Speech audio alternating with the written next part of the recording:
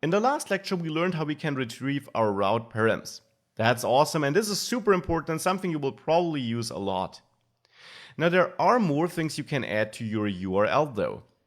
You might have query parameters. These are the parameters separated by a question mark, like mode equals editing, anything. And you can have multiple ones separated with @signs.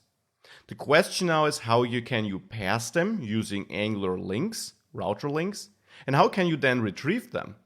You might also have a hash fragment, so separated with the hash sign to jump to a specific place in your app, loading, for example. Or maybe you don't really want to use this to jump there. You would have to add this scroll down there behavior on your own. Maybe you just want to retrieve it to use it as some extra information. Let's take a closer look at how we can pass this extra information on our links, both when using the router link directive and the navigate method in code, and how we can then retrieve that information. Let's start by passing it first. Let's say in our app module, we want to add more routes. For our servers here, we also want to add one other route, and that would be the route which allows us to edit a certain server. So we might load a server with some ID and then have /added at the end to describe in the URL what will happen in this component. And here it would be the added server component we want to load. So we added this new route, which should load this component in this added server file. Now, to be able to load this route on my servers component here, I want to hook up these links here in this list. We still have to do the same for the users component later. So here, I will add my router link and I will use the squared bracket syntax again so that I can pass an array here because I want to go to /servers.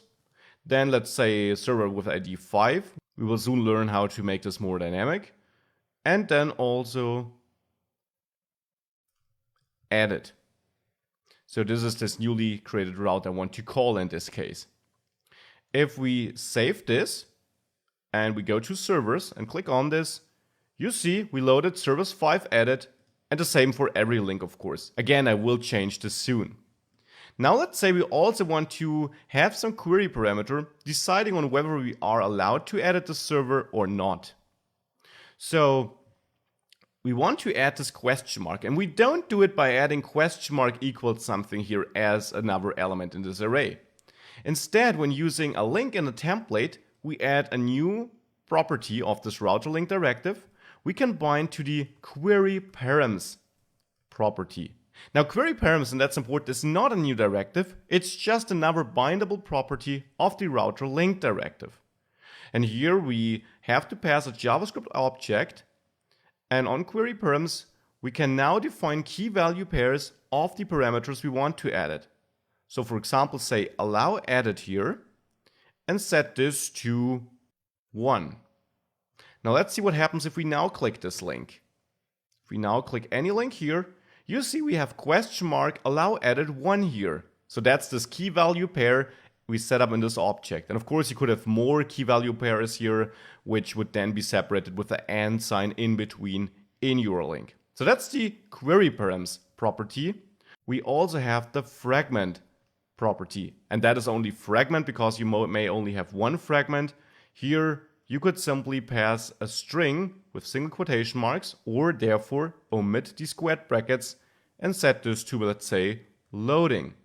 So if we now save this, we go back to the servers page.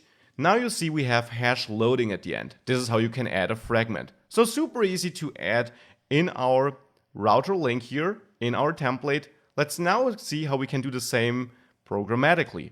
So in our home component where we already have this load servers button, let's say we want to load server 1. So here I will change this name to load server and pass 1 as an argument maybe. Adjust this method here, load server, and the ID will be passed as an argument as we just saw. And here I therefore want to navigate to servers, pass the ID. We're already seeing how this gets more dynamic. Now we're not hard coding 5 or something like this. We're using this argument here instead. And then as a last argument, add it. Now again, we still want to add query params and this fragment. So here in the navigate method, we use this object we already saw, where we already added relative to. Now I don't need relative to here. Instead here, I can also set up my query params. And that again is then just a JavaScript object where we say allow added and set this to 1 maybe. And just as I added query params, I can also add the fragment here and set this to loading. Now with this, if we save this and we go back to our home page and click load server, you see we add the query parameter, allow added and set it equal to 1, and the hash fragment here. So that is how we can use query parameters and fragments on both the programmatical routing approach, calling it from the TypeScript code, or on the router link like here. Now let's also learn how we can retrieve the data thereafter.